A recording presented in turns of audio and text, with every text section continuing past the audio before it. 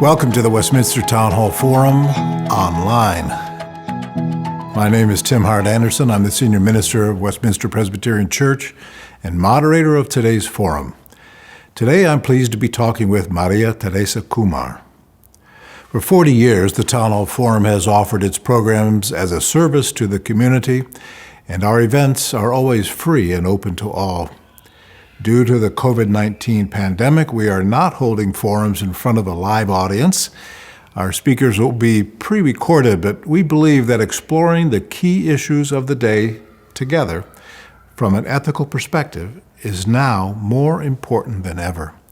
We're simply moving the conversation online until we can gather again in the beauty of Westminster's sanctuary. The forum relies on donations from co-sponsors and individuals for its operating funds. In fact, nearly 85% of our funding comes from individuals like you. Although Westminster Church provides generous in-kind support, the forum is a community resource funded entirely by the community. This long tradition has been made possible by gifts from our co-sponsors and friends like you, and I'm proud to be a supporter of the forum myself. If you would like to become a forum supporter, you may donate securely by credit card at westminsterforum.org or mail your donation to us at the address shown on your screen. The Town Hall Forum is proud to partner today with Minnesota Public Radio News. This forum will be broadcast today on NPR News Presents 91.1 in the Twin Cities, and again this evening at 9 p.m. Thank you for watching today and for joining the Town Hall Forum on its first online-only adventure. And now, let's begin. It is my pleasure to introduce today's guest. María Teresa Kumar is an American activist, social entrepreneur, and the founding president of Voto Latino. She's an Emmy-nominated MSNBC contributor seeking to shake up the political process. Leveraging technology, youth, social media, and influencers, Voto Latino is the largest Latinx voter registration and advocacy organization in the country, reaching 29 million people each month. Under her leadership, the organization has won numerous awards for original programming and has registered more than 700,000 voters. The magazine Fast Company named Kumar to its 100 Creative Minds list for her use of technology and media. Elle magazine named her among the 10 most influential women in Washington, D.C., and she has been named among the top 100 most influential Latinas in America. Kumar started her career as a senior legislative aide for the Democratic Caucus chairman in Washington, D.C. She currently serves on the boards of Emily's List and the World Economic Forum's Global Shapers, and she's a member of Harvard's Universal Voting Task Force and the National Election Crisis Task Force. María Teresa Kumar, welcome to the Westminster Town Hall Forum.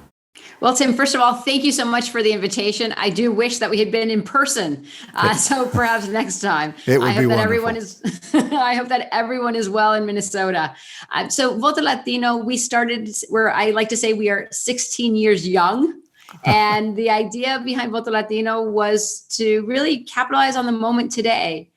We deeply believe that young Latinos have an outsized role that they play within their families. They are the ones translating America and have leadership roles in their families long before they turn 18. So 16 years ago, I partnered with Rosario Dawson, and we figured out why not teach them the ropes about participating in our democracy. When we started 16 years ago, we were turning roughly 30,000 young Latinos were turning 18 every month. Since 2016, we've had over 4 million young Latinos come of age. So we are meeting the moment, and I couldn't be prouder of young Latinos who are listening to the call that our democracy is as strong as they are, and that participation is the most important thing that we can do, especially this election. This kind of political organizing among Latinos in the U.S. is not new. There are organizations that have been at it for a long time, perhaps not in the way that Voto Latino approaches it, but I think of LULAC, which was formed in the late 20s, I think, or early 30s, and the Cesar Chavez. Of the last century. Yes, that's true. The last century. The 20th. That would be the 20th century. And I think of Cesar Chavez in the 50s and 60s organizing. We began as an organizer for voter registration in California, and I think of MALDEF and La Raza Unida in Texas. And of course, Cuban political activism in Florida even predates the Cuban Revolution.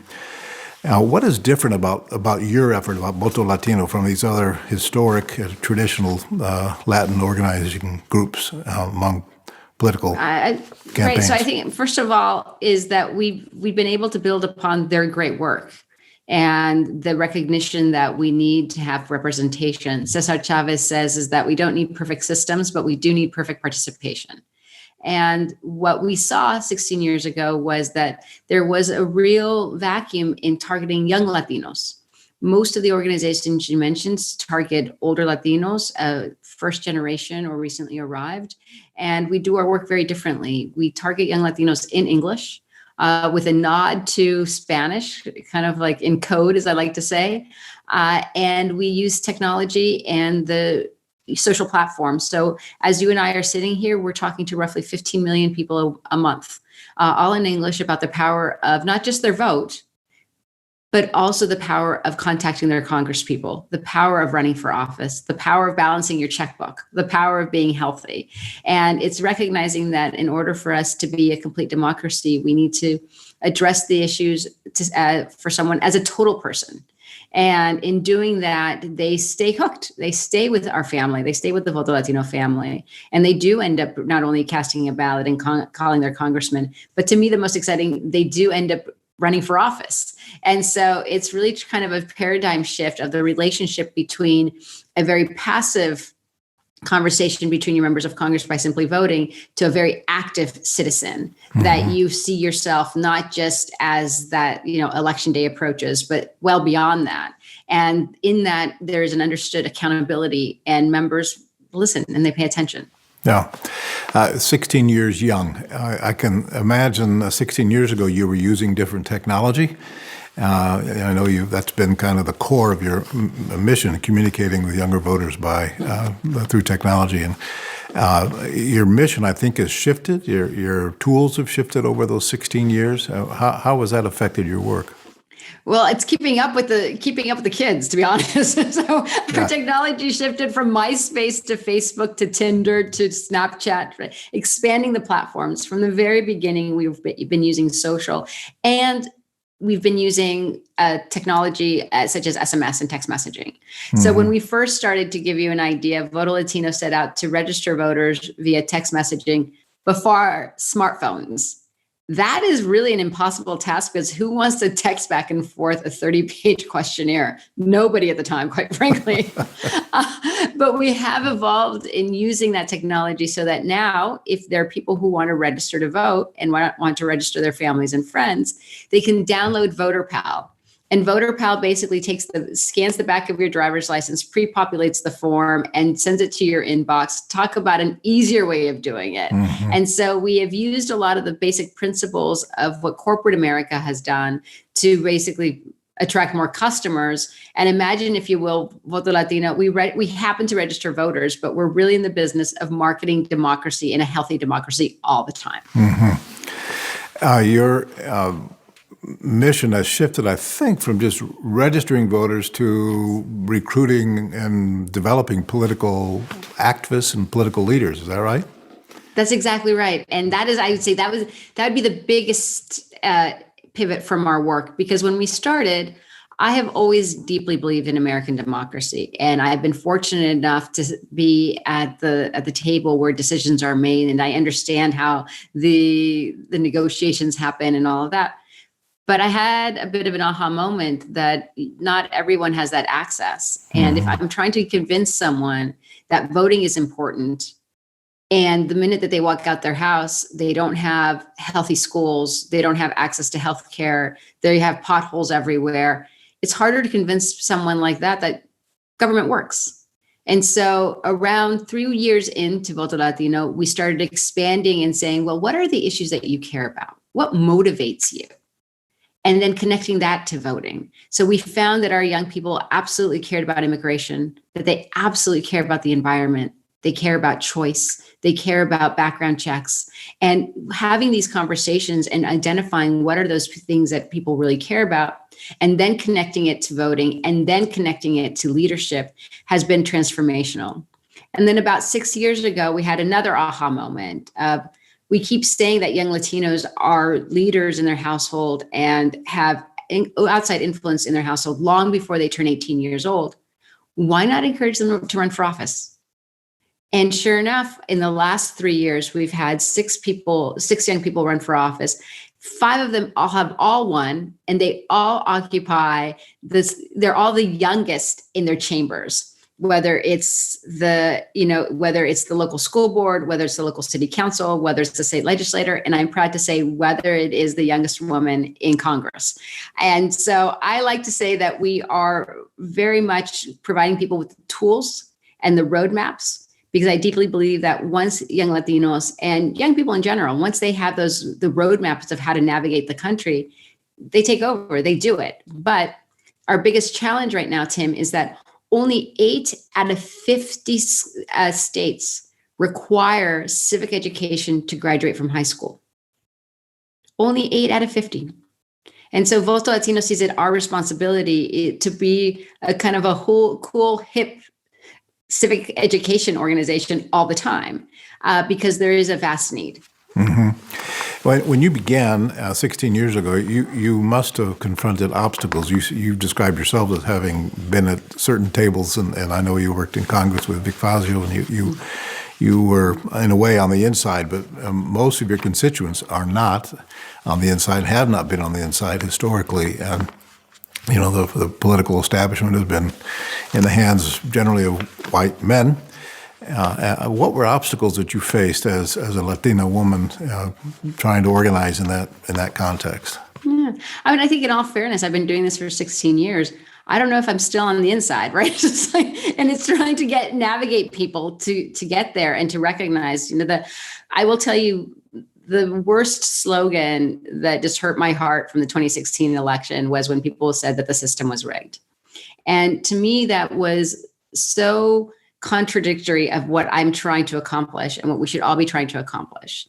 And what I tell my constituency, when I tell young Latinos and young people, is that the system isn't rigged. It works exactly as it must for the people who occupy it, for the people who vote this power in. And our job is to occupy it, to run for office, to make demands on the system. And if people say, well, I don't see change, I point to the fact that in the 2018 election, cross-generational Americans flooded the voting booth for the first time in 100 years. It was the biggest participation in a midterm in 100 years, Tim. And by occupying that voting booth, we occupied a Congress that looks most like America.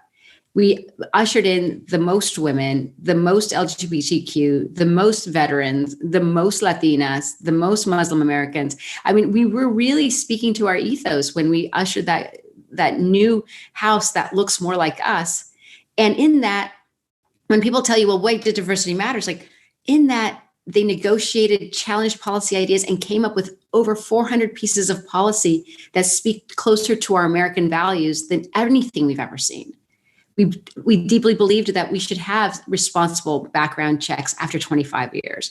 We actually said out loud that climate change is real and what should we do about it? We gave women the right to wage equity. We ensured that you could basically earn the same money and could not be fired depending on who you loved. We provided a pathway to citizenship. And my goodness, we even believe that we should modernize our election system, right? So there are 400 pieces of values that we ushered in as Americans for participation.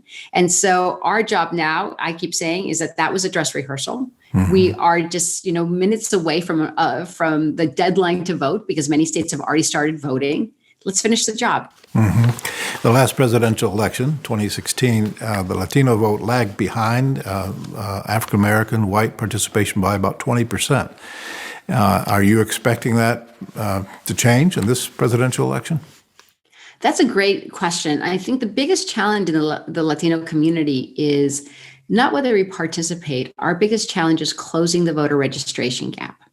So when you look at participation among registered Latino voters in the 2016 election, in fact, those registered, 79% of us voted, despite the fact that 49% of us never received a phone call from a candidate or a party, despite being registered voters. So at Voto Latino, we have 32 million Americans that are eligible to vote in the Latino community. 16 million of us are registered. 15 million of us, the vast majority, are not registered and under the age of 33. So our charge at Voto Latino is to close that gap as fast as possible. We are on the track to register 600,000 voters in 6 battleground states. It will be technically the biggest mobilization effort in Latino history, in American history, because we will also get out the vote to over 3.7 million low propensity voters in the Latino community. For us, it is a charge of participation. When people say, well, why aren't Latinos registered? It's hard to wake up in the morning and really pay attention when you're just trying to get by, especially under COVID. And so our job is to say, look, there is a light in this darkness, and that is by your participation and really convincing people and talking to them constantly. And that's why at Voto Latino, we don't, after an election, we don't shudder. We keep the conversation going because we recognize that that is the best way to have a public participate, is to make sure that they're informed. You mentioned COVID. The impact of the pandemic has been severe in some parts of the U.S. demographic, and of course, Latinos are among those hardest hit, not just with the disease, the virus itself, but the economic impact in terms of the kinds of industries where Latinos tend to find employment. Is that getting in the way of political participation in terms of the livelihoods and the kind of daily necessities that Latinos must meet? I will share with you, COVID has exposed basically what the civil rights marches of the 1960s was trying to sound the alarm on, that there are real institutional inequities in the system and that they must be addressed. Sadly, Latinos and African Americans, we are the leaders considered as essential workers, but we're also leading in the cause of death. And it was a hard, but also heartwarming to hear Vice President Joe Biden directly speak to those individuals who don't have a loved one sitting next to them at the dinner table. There are orphans in the Latino community, and there are mothers without children because of COVID. And I would say the malpractice of this administration, because this president sadly stigmatized our best protection until we find a vaccine, and that is simply wearing a mask. Mm-hmm. And there's not anyone who could not afford such a simple tool. And instead it was stigmatized. And we see the reverberations of it because now as things start opening up, the people who are serving our food or who are in the backdrops picking our food in these horrendous California fires aren't getting paid equally, and in some cases getting their salary slashed, even during a pandemic. And our job at Voto Latino is to continue beating that drum. I will tell you that what gave me courage and hope was that with the tragic death of George Floyd, Latinos are also living under very similar levels of anxiety as the African American community, more so under this president. Right. So there's 11 million of us who are undocumented, but 60 million of us who someone would not know the difference. And so the moment you step outside as a mother and your child steps outside, you have anxiety that someone in the community will target them because under this president, hate crimes have shot through the roof against Latinos, or that a law enforcement person may, in some cases, not abide by the law. And hurt them. And this is where it's really challenging because 68% of Latinos deeply believe in law enforcement. At the same time, 63% of Latinos are deeply afraid of law enforcement. So it is a conversation to be had. But what gave me pause and hope that people were paying attention, Tim, to what was happening is that after the tragic death of George Floyd, we saw people pouring into the streets, and we knew that policing was a big issue in the Latino community. So we connected protesting to voting in the month of June. And we were expecting to register roughly a good, healthy 20,000 folks in the month of June. By the end of June 3rd, we had registered 21,000. And by the end of the month, we had registered over 97,000. Wow. And it was because people are paying attention. Our job, though, is to basically remind them that we're less than a month out till dawn. But that dawn only comes if we vote as early as possible in the safest way possible, and that we start banking our votes. I have to share with you what gets me excited is that people are hearing that call, and Americans are out voting than they did by early voting than they did in the 2016 election. We have to keep that going and make a plan to vote. Just like how you make a plan to go have this Zoom conversation or for your doctor's appointment or to have drinks with your friends and your family. Our democracy is worth a date. Make a plan and make sure you participate. We're just a few blocks from where George Floyd was killed here in Minneapolis, and just a few blocks from where the uprising happened in our community in South Minneapolis and North Minneapolis. And there were a number of Latino businesses. In fact, Lake Street in South Minneapolis is known as the center of Latino economic activity in Minneapolis, and it was really devastated. So it was a direct hit on top of the hit of COVID and the economic collapse. And we're watching what has been a continual and historic struggle of Latino communities to make it in America, but they are resilient, and we're frankly, to use a kind of a religious word, rejoicing in the resilience of the Latino community along Lake Street and the way the community has bonded and come together to support them. Let me ask about the I would say maybe the myth of a kind of monolithic Latino community in the U.S. Historically, there are lots of versions of Latino here. In fact, there's lots of words used to describe the community, depending on perhaps what part of those various traditions you live in. And I'm thinking of Florida and the Cubans, and Puerto Rico in New York, the Nuyorican, the Chicanos. How is Voto Latino dealing with the diversity of the Latino community? Yeah, I think that's a wonderful question. I think we very purposely called ourselves Voto Latino, right? And what folks don't realize is that being Latino is a uniquely American experience, just like being Italian was at the last turn of the century. If you go to a Chilean in Chile and say, "Hi, you're Latino," he's like, "No, I'm Chilean." So it's that unique experience. And at Voto Latino, if you were to walk into now our virtual offices, that we have representation from all different parts of Latin America. We have the Cuban American Floridian, we have the El Paso Texan, we have the Nicaraguan, we have the Ecuadorian, we have the Colombian, and different parts representing different parts of the country. And what we did early on is understanding those underlying sensitivities.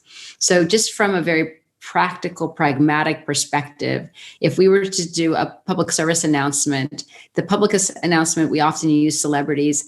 The celebrity would, Pitbull would be very much at the time would be in the Northeast and in the Caribbean part of Florida.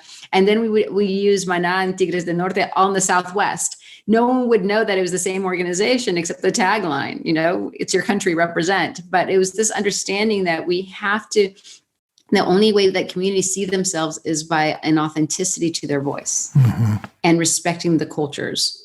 And the underlying thing that unifies Latinos in this country is the fact that their parents came or the border moved them, but with this idea that there was aspiration, entrepreneurship, and patriotism.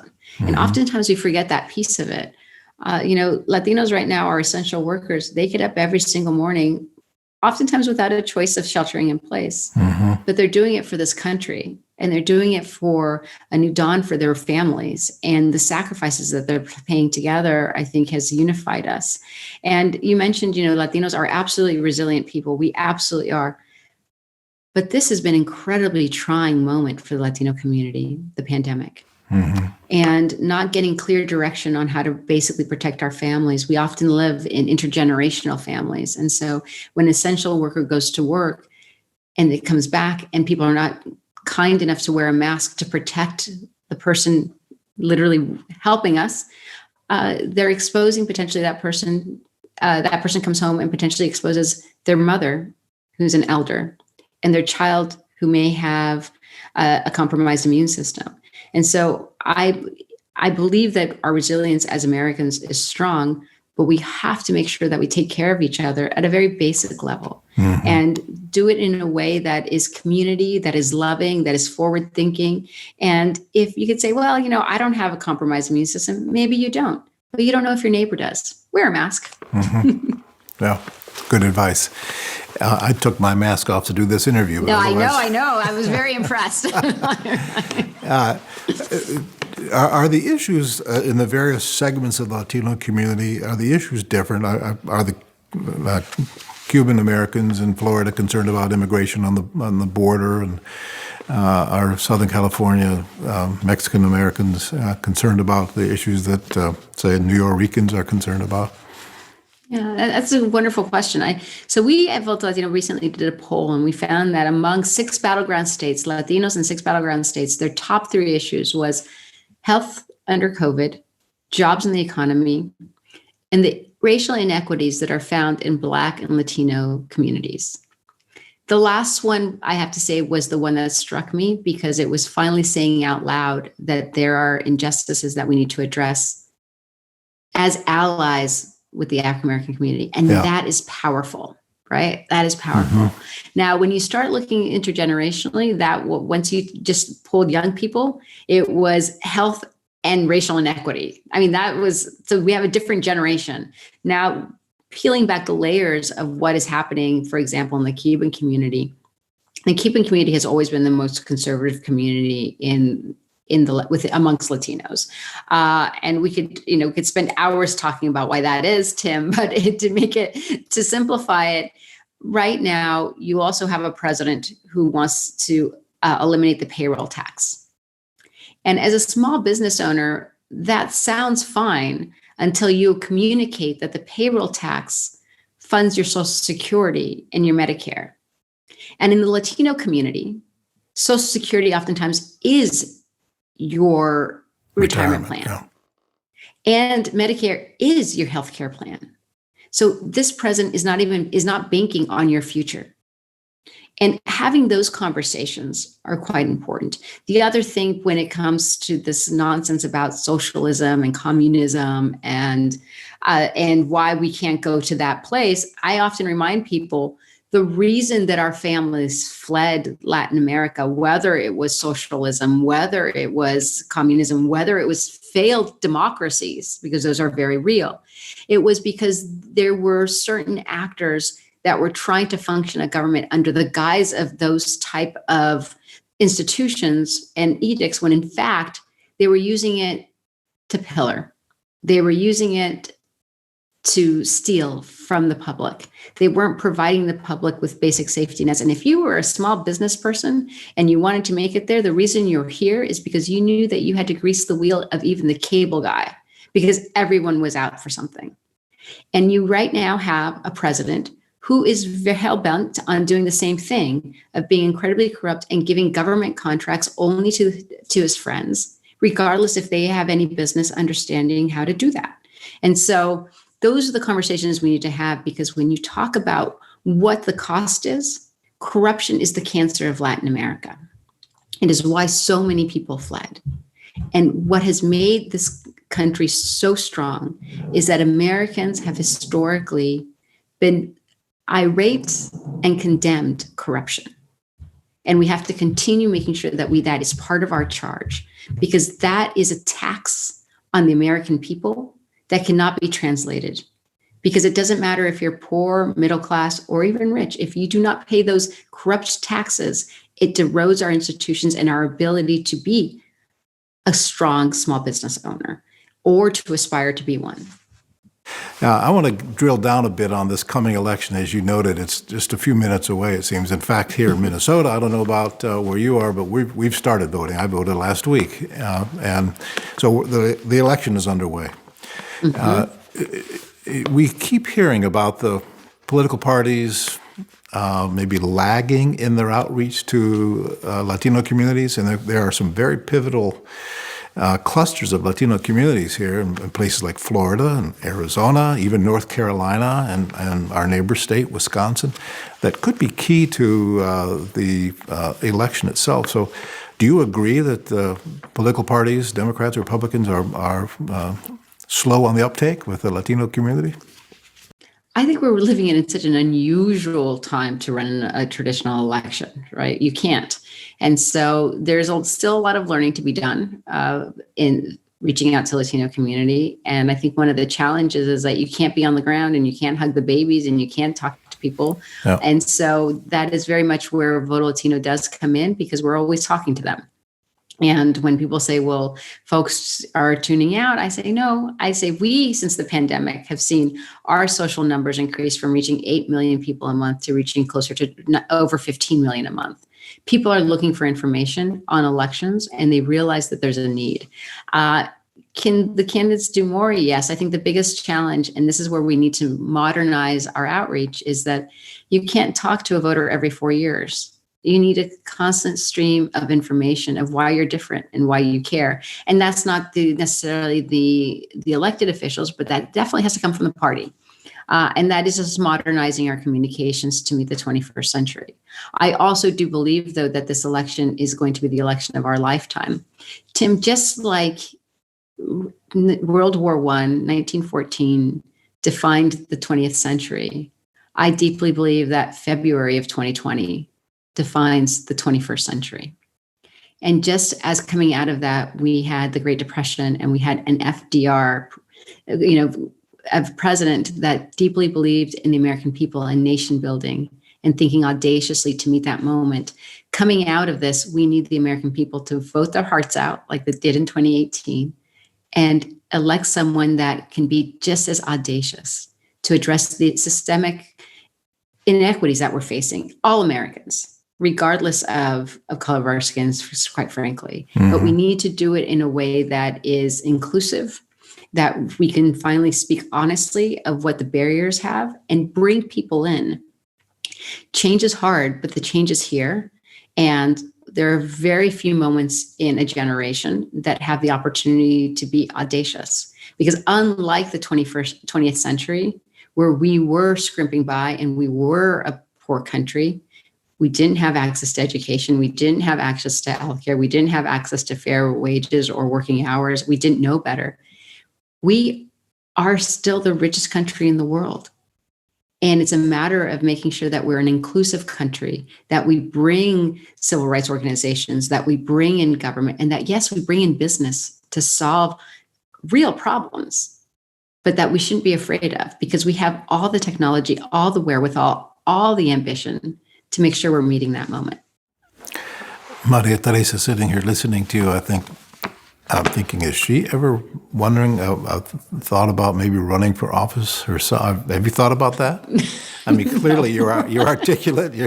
You sound like a campaign, a candidate right now in a campaign. No, I will tell you, I came to this country when I was 4 years old. My mother was I was adopted by my father, who is you'll appreciate this. My maiden name is Petersen.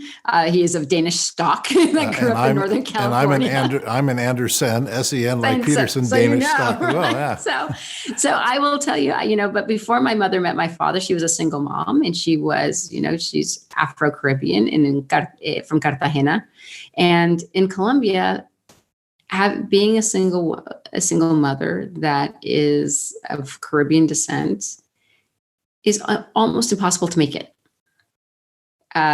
just by her lineage, right? And so When we came to this country, I was incredibly grateful because I knew that this country was, as hard as it gave me a different shot. I had access to excellent education.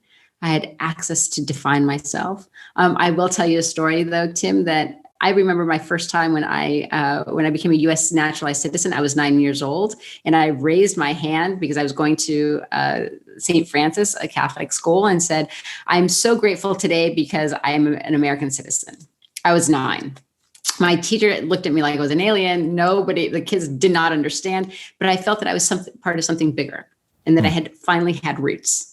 And then fast forward, I was in 5th grade, and I came home running just from school, and I was so upset, and I was crying. And my dad was like, and I was always a very happy kid. And he's like, my dad, he's like, "Oh, honey, what's going on?" I told him, I remember just crying and saying, "Daddy, I just found out that I couldn't be president. I can't be president." I was like, but it was more of this precociousness of, I actually believe that when America told me that my dreams were limitless, I believed all of that. And then at 5, when I was in 5th grade, I found my first barrier. It wasn't the last barrier I found, but it was more of this precociousness of believing that I deeply believe in this country. And I also know that had my family ended up somewhere else, even in Denmark, I would have never been viewed as Danish. Mm-hmm. And there's something very special about this country that it's worth fighting for. And yes, it's hard right now. And yes, it's imperfect. And it's always been imperfect. But every generation has got us closer to that aspiration of the document of the Constitution. Mm-hmm.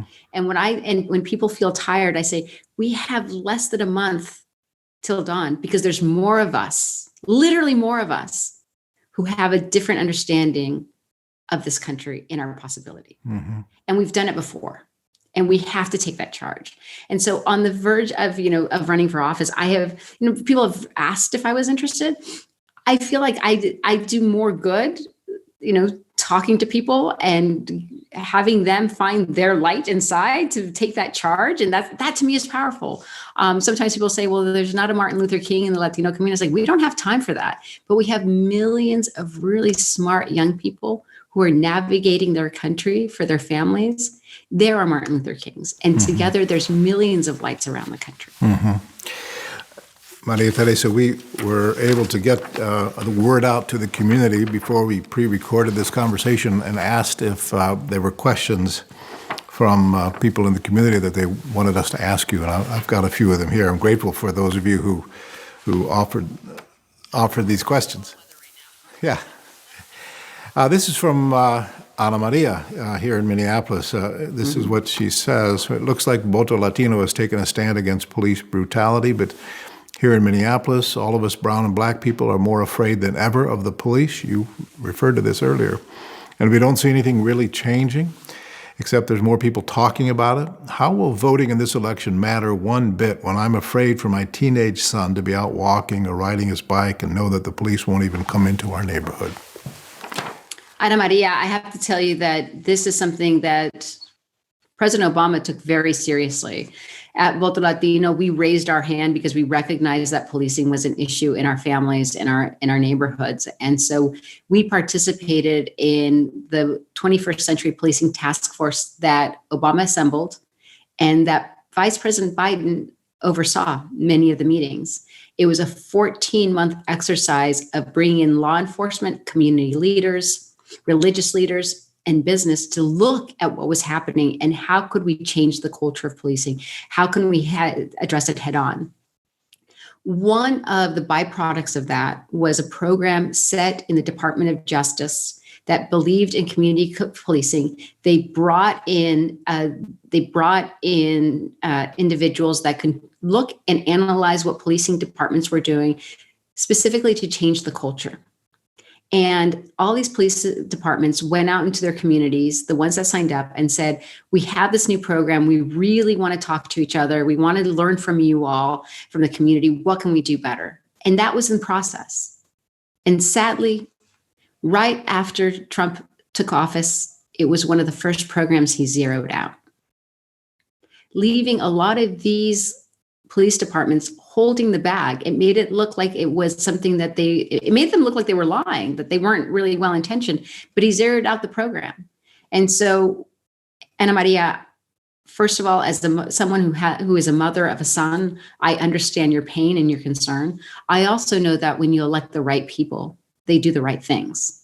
And so while this is an incremental, slog, the hope is that we do elect a different president who has already had some skin in the game, who has been addressing this, who can reinstate some of these programs that were zeroed out so that we can heal. What gives me hope is the fact for the first time, though, that you have so many Americans across racial lines and socioeconomics who recognizes that the police force has to modernize and that has to be inclusive. And something that struck me that Joe Biden said during the debate is that it's not law and order, it's law and order with justice. And that is what we should be demanding that our elected officials are pursuing. And that at the end of the day, demanding of our police force that they address a lot of the racial bias that exists and change the culture, help these officers to better communicate with their communities, because they are our line of defense when we do need help, and we need to reconcile those two.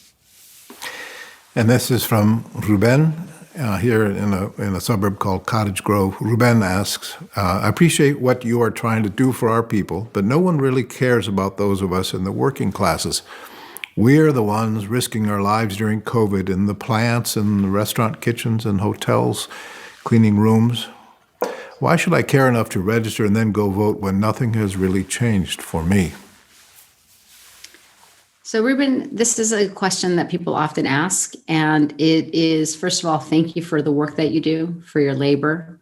You basically let the secret out of the bag. What Latinos always knew is that we are the economic engine of this country, and we are overexposed and often, sometimes, forgotten. I think the biggest challenge we have, though, is that if we don't participate, the people who are making the decisions are using your tax dollars not to address your needs. You are paying these people's salaries. Your sacrifice is encouraging policies that may not be in your best interest. But when you do participate, as we did in massive numbers in the 2018 election, we actually saw a different chamber in the House that talked about essential workers, that talked about police reform. They passed legislation to make sure that at federal level on down, that there's a $15 minimum wage. Those are big steps, but they only listened because 77% of Latinos who were registered went out and voted. And so the slog is long, but I also encourage you, if you have children that are part of school, that are in the public school system, vote for your school boards. A lot of the local issues that impact us every day doesn't happen at the federal level. It happens at the state and local level. Mm-hmm. And if you have a loved one that is old enough and considers to run for office, encourage them to do so. But it's only when we're at the table that people listen. And sometimes we have to elbow our way through to that. Mm-hmm. And I'm sure you're tired, but thank you for the work that you do. I lived in Texas in the 70s. I remember telling you about this and watched La Raza. And Rosie Castro, the mother of Joaquin and Julian Castro, organized. Who's a friend, And they literally swept into office in a number of communities, small communities at the local level. Mm-hmm. And it was a pretty practical organizing strategy to take political power and start making decisions in communities that where they lived. I tend to think of Voto Latino as a sort of a presidential election every 4 years, or maybe Congress in the midterms. But is Voto Latino active at that level, at the local level? Are you concerned about who's in the state houses and on the city councils and across the country? Yeah, so we are. It's a great question. So we have most recently started looking at ballot initiatives as a way to get involved locally. And that is whether it's decoupling the school to prison pipeline, whether it's talking about clean air environment, whether it's talking about reform when it comes to gun reform. We are now looking to the future of trying to figure out how can we be impactful in state legislators. The way we're doing a lot of our work now, we're experimenting right now as we speak to see if there's ways to move. You mentioned Texas. When SB 4 was passed in Texas, which is the equivalent of the Show Me Your Papers laws, it's the most severe Show Me Your Papers laws that we have seen in our country, where people in authority could ask a minor, if they are U.S. citizens. It's very, you can imagine if you're 5, 7, 8, that's traumatizing. You're already being othered, regardless if you were born here or not. And so we did a lot of work around SB 4. Sadly, we lost, but we were part of those big mobilizing efforts, and we will continue working in places like that. Our big charge at Voto Latino is we recognize those are 3 things that Latinos care about. Now there's 4 because we're adding a lot of more around policing, and we will. And when those battles come up to the state houses, we will be part of those fights. We are encouraging people to run for office. And so we have partnerships with Emily's List, where we do our trainings and people are encouraged to run from all the way from the school board on up. And we'll continue doing that.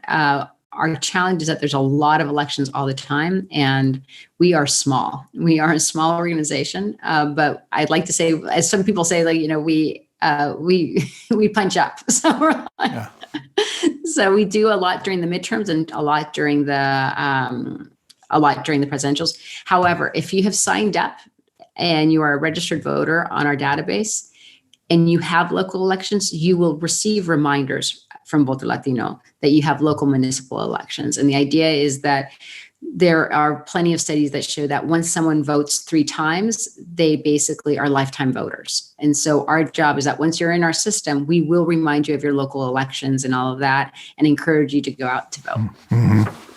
Good.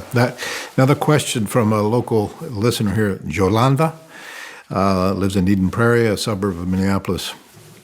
Yolanda says, as a Mexican-American woman who is lighter skinned, I can often pass for white. With all the increase in gun violence, especially the shooting at the Walmart in El Paso last year, that seems to be directed at Latinx people and other immigrants. Sometimes I'm glad that I can hide in plain sight. I hate thinking that way. What kind of example is that setting for my nieces and my nephew? Should we be trying to assimilate more or take more of a stand, even when it might get us killed? First of all, I think that what folks want to do is they want to remain safe, and that's understandable.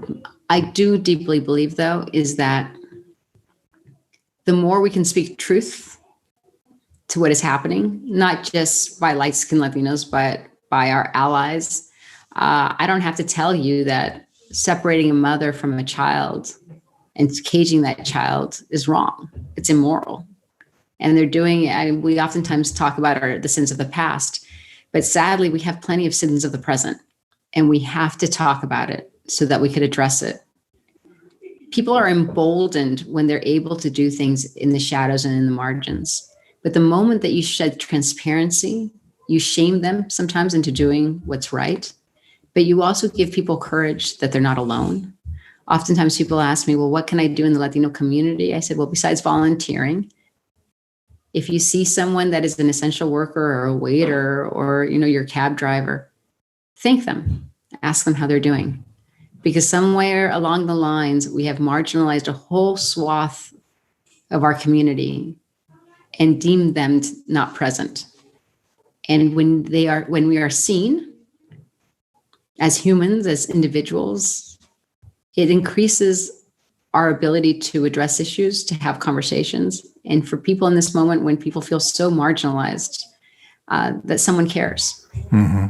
As far as what happened in El Paso, I will tell you that was inspired directly from the President of the United States, the man who jumped 10 hours to drive to El Paso to shoot up the Mexican invasion and to prevent the Hispanic voting bloc. Those are his words found in his creed.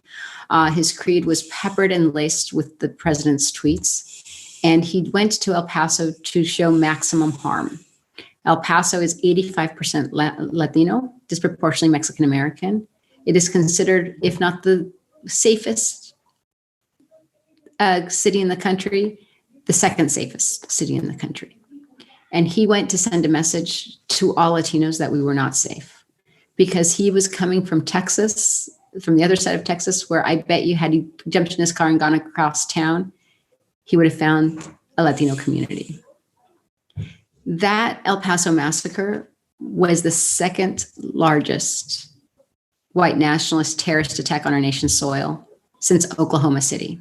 And no one speaks of it in those terms, and how quickly we forget. But when we talk about the Latino community and communities of color, we often forget that we're talking about 40% of our brothers and sisters. 135 million of us identify as a person of color in this country. And so the moment that we sit idly by, we give and nurture to hate instead of standing strong to our true nature of compassion and love. And sometimes it could be scary, but we need ourselves to be fortified, because hate and white supremacy is a cancer. And we don't need to look around too much to what the consequences are. We just need to look at what happened in El Paso, what we saw at the Joy of Life, the Tree of Life synagogue. These are cancers. And we know that it does not end well. But we also know that vast majority of Americans, that is not our viewpoint. And so in very few instances would I say, do what you need to do. In this instance, we need every single one of us to be on the right side of history and speak and condemn loudly what is happening in this country, because it's not the majority of us. It's a fringe group, and they get oxygen from our silence. Yolanda used the term Latinx. You spoke of assimilation. You just described 135 million people of color in the U.S. Some of those people of color, apparently Yolanda among them, can move from one sort of identity in the community to another. Knowing what are issues important to young people, your constituents in Voto Latino, identity is important. To use the term Latinx is an attempt to say something about one's identity. You want to comment about Latino identity, the use of Latinx, and where all that is heading, you think, in the Latino community? Yeah, no, I think it's first of all, it's refreshing, because I think for so long in doing the work, everybody has kind of been blanketed, right? And we talked earlier about how the Latino community is not monolith. And just a very quick history, Hispanic was a made-up term that was used mostly right at the end of the late 70s. And for the very first census, Latinos could not participate in the census with checking off a box that identified us until the 1980s. That is how young, in many ways, we are to this country's consciousness, even though some of us have been around here since our inception, right? So Hispanic is very much a term used in marketing and in corporate America, and most Republican Latinos identify as Hispanic. And then you move into the more progressive Latinos, Democratic Latinos, and they identify as Latino, but they're older Latinos. And then you finally have the younger Latinos who identify as Latinx. And Latinx is a term that basically shows that it's non-binary. It basically speaks to being being inclusive of sexual identity. And that is one of the reasons why people are using it. There is a huge intergenerational battle of whether you're treating that, you're changing and bastardizing the language. I am of the mind that if someone identifies as Latino, you acknowledge them. If they identify as Latinx, who am I to tell you what you identify as and what your name is, right? So I think the more respectful we can be in acknowledging that this is what, in a very quick lesson, where they came from is the most important. Hispanic, though, includes some of the biggest, the challenges with people that have with Hispanic is that it includes people from Spain, whereas Latino is very exclusive of Latin America and recognizes our indigenous roots. It also recognizes our African roots and all down the line. Mm-hmm. We have time for one more question, and it has to do with Moto Latino having done something this year in this election that it's never done before. If you look at your materials online and elsewhere in your history, you've described yourselves as a nonpartisan group. This year, you are partisan. You've endorsed one particular candidate in this election. Is that there must be a reason for taking that extraordinary step? And do you expect to go back to a nonpartisan status, or waiting to see? Yeah, so we run two organizations. One is Voto Latino Foundation, and our voter registration is done through that, and that is the nonpartisan.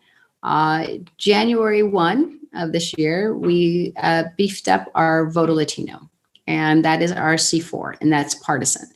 And I will tell you that, Tim, it was, for us, I deeply believe that our job at Voto Latino fundamentally is to bring people into the Democratic fold, and it is up to the parties and to the candidates to woo them.